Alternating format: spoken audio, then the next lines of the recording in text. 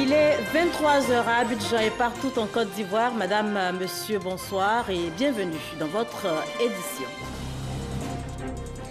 La première dame de Côte d'Ivoire, Dominique Ouattara, a pris part les 3 et 4 juillet à la 19e Assemblée générale ordinaire de l'Organisation des premières dames d'Afrique contre le VIH-Sida, rencontre qui s'est tenue en marge de l'Union africaine.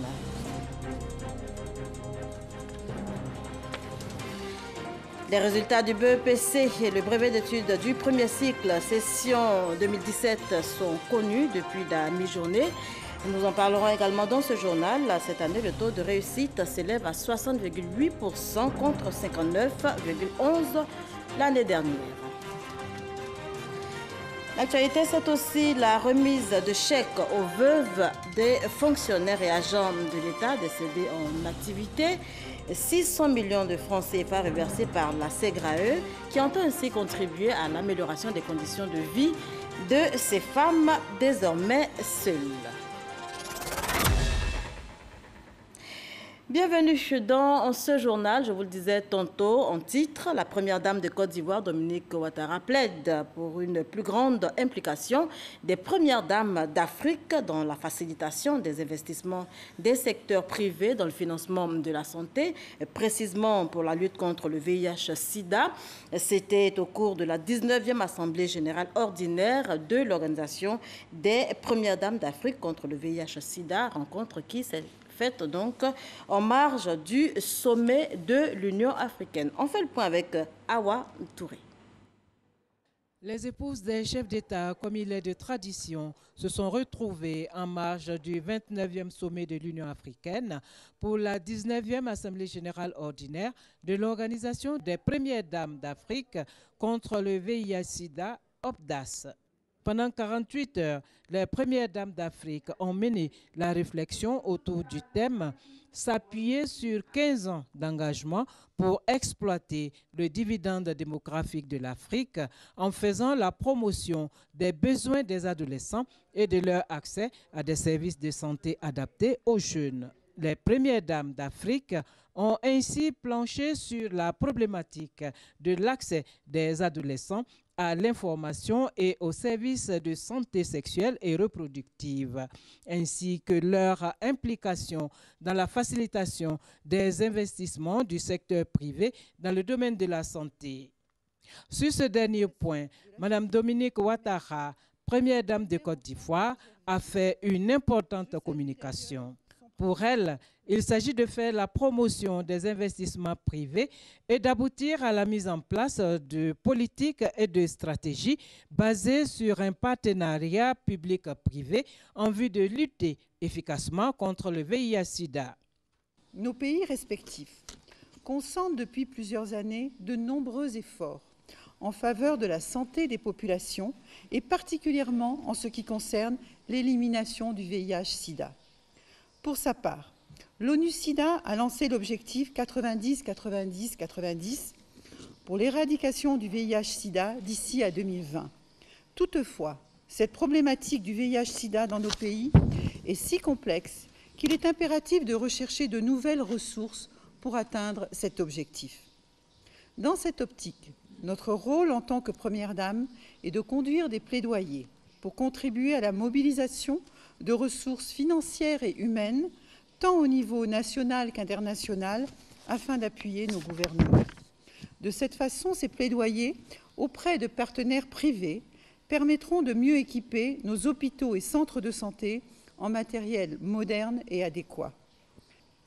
Mes chères sœurs, outre l'augmentation des ressources matérielles et financières, notre plaidoyer porte également sur le renforcement des capacités de nos ressources humaines. En effet, si nous voulons continuer à obtenir de bons résultats en matière de lutte contre le VIH-Sida, il est primordial que toutes les ressources humaines impliquées dans le processus d'élimination de ce fléau, c'est-à-dire notre personnel médical et enseignant et nos leaders communautaires et religieux, bénéficient de formations régulières pour une prise en charge adéquate des populations en termes de prévention et d'équipement. La première dame de Côte d'Ivoire, ambassadeur spécial de l'ONU-SIDA pour l'élimination de la transmission mère-enfant du VIH et pour la promotion du traitement pédiatrique, a plaidé par ailleurs pour un traitement adapté aux enfants. Il m'apparaît inadmissible que de nos jours, nos enfants soient traités avec des médicaments normalement destinés aux adultes. C'est pourquoi j'invite sans cesse les firmes pharmaceutiques et nos généreux partenaires à renforcer la mise à disposition d'antirétroviraux spécifiquement dans leur forme pédiatrique pour une meilleure prise en charge de nos enfants. La première dame du Tchad, Inda Déby, qui présidait cette plénière, a réaffirmé l'engagement des épouses des chefs d'État à tirer le meilleur profit du dividende démographique. Notons que la première dame d'Éthiopie, Mme Roman Tesfaye, a été élue pour un mandat de 2 ans à la tête de l'OPDAS. Retour sur ce plateau pour vous donner cette information en images. L'ordre du jour des travaux parlementaires de la session ordinaire 2017 a été adopté ce mardi à l'Assemblée nationale. Vous le voyez sur ces images. Les députés auront à examiner au cours de cette session une vingtaine de projets de loi, dont ceux relatifs à la régulation des secteurs de l'EVA, du palmier à huile et de la pharmacie. Les députés plancheront également sur le projet de loi de finances rectificative portant budget de l'État pour la gestion 2017. Notez que les travaux prendront fin le 1er août 2017. Je vous l'annonçais en titre, vous ne l'avez certainement pas vu en image, mais c'est fait. BEPC 2017, les résultats sont connus depuis cet après-midi et disponibles dans les différents centres, sur toute l'étendue du territoire national. Nos reporters ont sillonné pour vous quelques centres, mais avant, rendez-vous à Bouaké où était la ministre de l'Éducation nationale, où les résultats ont donc été proclamés. Et cette année, 60,8%, contrairement donc à l'année dernière où le taux d'admission était à 59,11%. Kader Sogodogo. Le BEPC a enregistré un effectif de 355 273 candidats.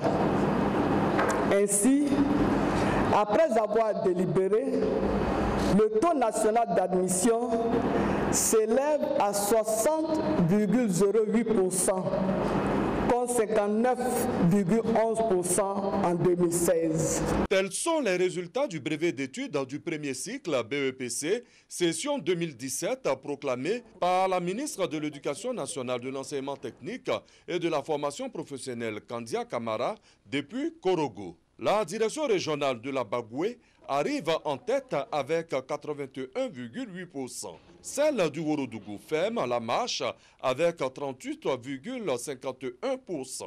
La ministre salue les efforts du président de la République pour élever le niveau de l'école ivoirienne. Kandia Camara félicite la grande famille éducative pour les bons qualitatifs depuis 2011. Aux candidats ajournés, je rappelle qu'ils disposent de 72 heures à compter de la proclamation des résultats pour introduire leurs réclamations dans leur centre de composition respectif. Présente à Korogo, la ministre de l'Éducation nationale, de l'enseignement technique et de la formation professionnelle a visité quelques centres de composition et de correction de l'enseignement technique. Les candidats ont été exhortés à travailler pour un meilleur résultat. Les candidats libres ont été encouragés par la ministre. Voilà, 60,8% contre 59,11% l'année dernière. C'est le taux de réussite donc cette année. Des chiffres annoncés par la ministre de l'Éducation nationale qui était donc, vous l'avez rectifié par vous-même, à Korogo. C'était au lycée Oufouette-Boigny de Korogo ce mardi. BPC 2017, les résultats sont donc connus et nos reporters, je vous le disais tantôt, ont sillonné quelques centres dès la proclamation de ces résultats. Constat sur le terrain. Espiègle, enjouée, confiante, ces 3 jeunes filles sont pressées d'aller chercher leurs résultats. Ici, au lycée classique d'Abidjan, plusieurs élèves attendent leurs résultats du brevet d'études du premier cycle, session 2017. Certains verdicts sont déjà tombés. Positifs, ces résultats sont accueillis dans le délire. Je suis très heureuse parce que j'ai eu l'examen. Mes parents seront fiers de moi. D'autres, par contre, ne se laissent pas abattre malgré le découragement. Le lycée classique d'Abidjan et le collège moderne de Cocody ont cumulé un taux de réussite de plus de 60%. Nous avons reçu 685 candidats, il y a 496 admis, ça nous fait un pourcentage de 65%. C'est un résultat satisfaisant. Nous sommes autour de 63% pour le collège moderne de Cocody.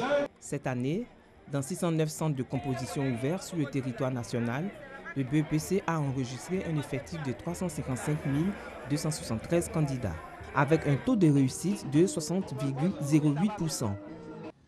Lycée moderne Nebo Bouaké, 14 heures. Heure de la proclamation des résultats du brevet d'études du premier cycle. L'atmosphère est lourde. Les candidats dans l'attente, appel imminent. Tous les candidats ne seront pas admis, ce qui est évident. On voudrait encourager ceux qui ne vont pas entendre leur nom, mais féliciter tous ceux qui vont entendre leur nom. Comme les autres candidats, Willy Aminata attend son résultat. Elle est à sa deuxième tentative. Elle est confiante. Actuellement, je suis là, j'attends mon résultat. Je suis sûre que je vais avoir. La proclamation suit son cours. Face à l'attente qui s'est fait longue, Aminata montre des signes de crispation. Enfin, la délivrance. Je suis contente ici parce que j'ai eu mon PPC. Oui, c'est ma deuxième année. Donc j'ai eu mon PPC. Je souhaite bonne chance à tous mes amis qui sont ici d'avoir le PPC aussi. Dans ce centre, il y a eu 797 candidats avec un taux de réussite de 52%. Ces élèves ont négocié avec succès ce tournant décisif de leur carrière scolaire. Mais d'autres défis restent à relever. Et on change complètement de sujet. Remise de chèques aux veuves des fonctionnaires et agents de l'État décédés en activité. 600 millions de francs CFA, 600 millions reversés donc par la SEGRAE, qui entend ainsi améliorer les conditions de vie de ces femmes désormais seules. Grâce Kando. Une cérémonie empreinte d'émotion. 266 veuves de fonctionnaires et agents de l'État reçoivent leur chèque de capital décès et de la pension de réversion d'un coût total de 600 millions de francs CFA. L'IPS SEGRAE répond ainsi aux besoins des veuves et dissipe toute appréhension sur l'existence de leurs droits. Je dis merci au président de la République de nous avoir honorés. Je dis merci encore au ministre Jean-Claude Kouassi. Vraiment, c'est dur. La vie des veuves, tu es en même temps le papa et en même temps la maman. Ce grand jour me donne la chair de poule. Le chèque que j'ai reçu ce matin, je vais faire du commerce avec ce chèque-là pour pouvoir aider mes enfants. L'initiative est saluée par la plateforme des professionnels du secteur public en Côte d'Ivoire. Nous disons merci à la SEGRAE qui est en train de mettre en œuvre les réformes qui ont été actées après les grèves. Et donc, je pense que c'est une très bonne chose. Le directeur général de l'IPS SEGRAE s'est dit satisfait de l'élan social impulsé par le conseil d'administration dès la création de l'institution. Chères mères, chères sœurs, l'IPS SEGRAE sera toujours à vos côtés, prête à vous accompagner pour une meilleure connaissance et reconnaissance de vos droits et vous permettre ainsi de mieux vous protéger contre certaines pratiques regrettables de nos traditions et coutumes. La protection et le respect de la veuve, eu égard à son rôle en tant que socle de la famille, est une valeur cardinale que nous devons davantage enraciner. Pour mieux défendre leurs intérêts, les veuves de fonctionnaires et agents de l'État se sont constituées en association dont le bureau a été présenté. Concertation port autonome d'Abidjan, secteur privé. Il était question à cette rencontre de passer au peigne fin les difficultés liées notamment au passage des marchandises au port autonome à temps et dans le temps, comme nous le dit notre reporter Noël Niagno. L'objectif étant de trouver des solutions pour améliorer la compétitivité des entrepreneurs ivoiriens. Regardez. Le port autonome d'Abidjan, c'est 80% des recettes d'exportation de la Côte d'Ivoire, 80% des échanges avec l'extérieur Enfin, le port autonome d'Abidjan regroupe sur son périmètre la quasi-totalité des industries ivoiriennes. Comme on le voit, le port d'Abidjan mérite bien son appellation de poumon de l'économie ivoirienne. Mais le poumon est menacé par des bronchites soulignées par le patron des patrons ivoiriens. Le port est de plus en plus engorgé pour diverses raisons. Voies d'accès étroites et dégradées, manque de parking de stationnement pour les camions de transport, capacité technique limitée pour certaines opérations, etc. Cette situation entraîne des difficultés d'approvisionnement des entreprises en temps voulu, des coûts additionnels, et même si cela est difficilement mesurable par un indicateur précis, vu la spécificité des différents opérateurs, certainement des pertes de compétitivité évidentes pour les opérateurs. Comment venir à bout de ce mal qui impacte la compétitivité des entreprises ivoiriennes et attirer davantage d'investisseurs?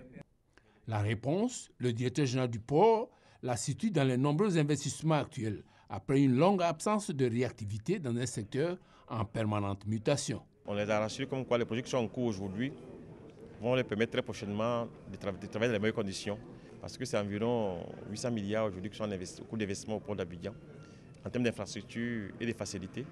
L'État envisage aussi d'aider un peu à avoir davantage de voies de desserte, des projets connexes au port qui sont les plateformes logistiques au niveau du PK24. Il y a la redynamisation des chemins de fer. Ces projets-là, très prochainement, quand ces projets vont voir le jour ou avoir un aboutissement, c'est sûr que les opérateurs aujourd'hui, de ce dont ils se plaignent aujourd'hui, ils se plaindront moins parce que nous aurons créé les conditions de leur rentabilité et de leur installation en Côte d'Ivoire. Date d'échéance de tous ces investissements pour offrir plus de compétitivité aux usagers du port, 2020. Pour l'heure, le patron des patrons s'est dit satisfait pour ces éclairages qui vont donner du grain à moudre aux logisticiens. Il était important que nous ayons cet échange pour voir comment on pouvait également remédier autant que possible à certains dysfonctionnements en attendant la mise en œuvre complète de ce vaste programme. Le port d'Abidjan traite annuellement plus de 2 millions de tonnes de marchandises. Circuler à Abidjan, un exercice pas du tout aisé et la saison des pluies ne vient pas pour arranger les choses. Entre embouteillage, indiscipline, manque de courtoisie et autres pannes de feux tricolores, se déplacer dans la cité devient un véritable calvaire. Nos reporters Godefroy Okambawa et Patricia Omouetia étaient sur nos routes ce matin, leur constat. Difficile pour cette ambulance de se frayer un chemin dans ce bouchon interminable. Nous sommes sur l'axe Adjamé-Indénié.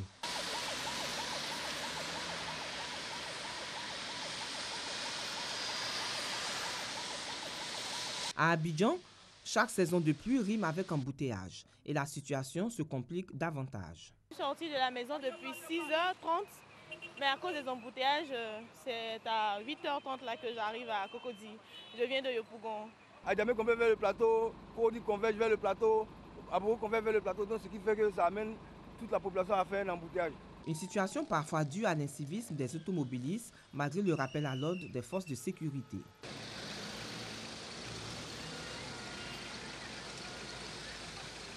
Le feu ne marche pas, rien. Il y a des gars qui conduisent comme ils veulent, donc ça fait que bon, il n'y a pas de respect dans la conduite, quoi. Donc ça fait que c'est ce qui crée les embouteillages là. Sur le boulevard Latry, par exemple, dans la commune de Cocody, les véhicules roulent lentement. Le tableau de bord affiche 10 km/h. Le problème est réel, le parc automobile ivoirien ne cesse de s'accroître. Le constat est également clair, les embouteillages font partie désormais du quotidien des Abidjanais et les bouchons jouent sur les horaires de travail.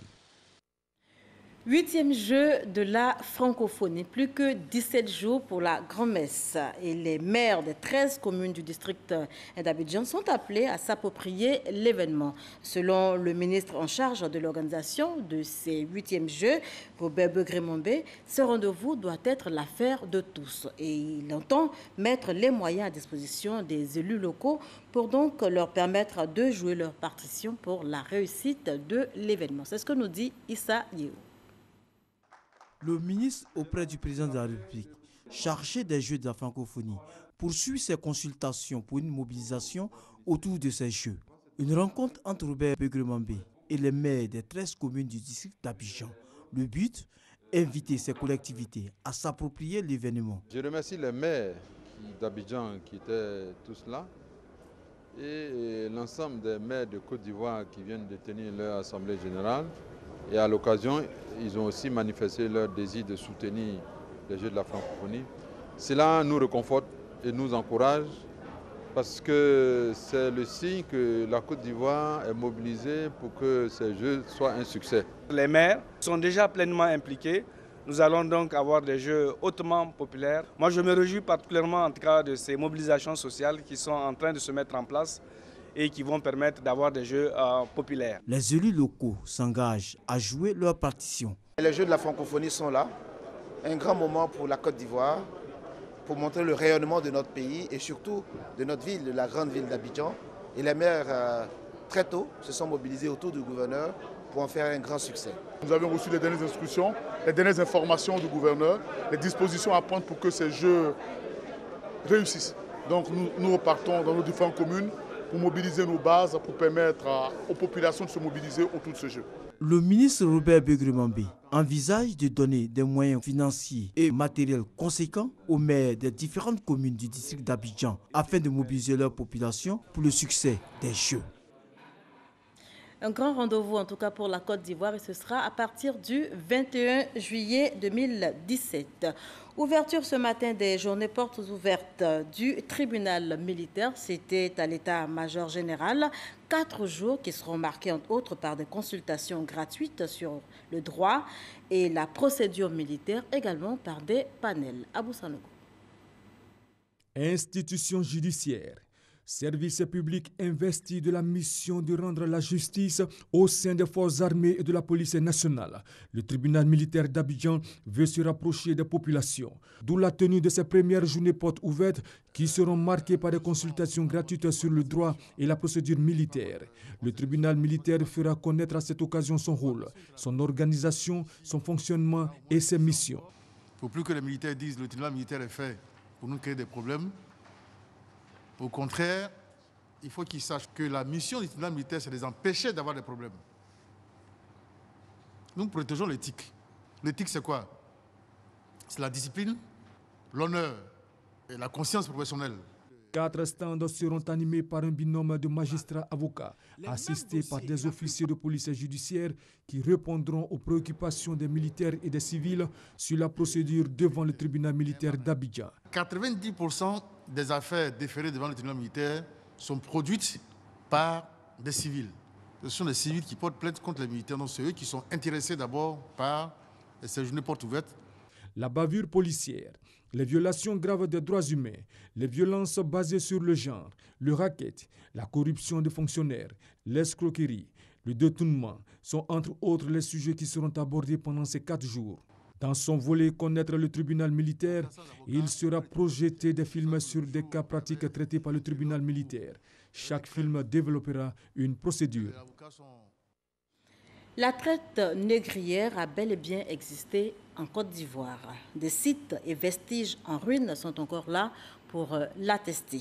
La route de l'esclavage en Côte d'Ivoire sera bientôt ouverte au grand public. Ce projet vise à restituer une page importante de notre histoire, de l'histoire même de l'Afrique. Projet soutenu par l'UNESCO et qui a été présenté par le ministre de la Culture, Serge Collier, pour en parler. C'est désormais une certitude après des études menées des années durant.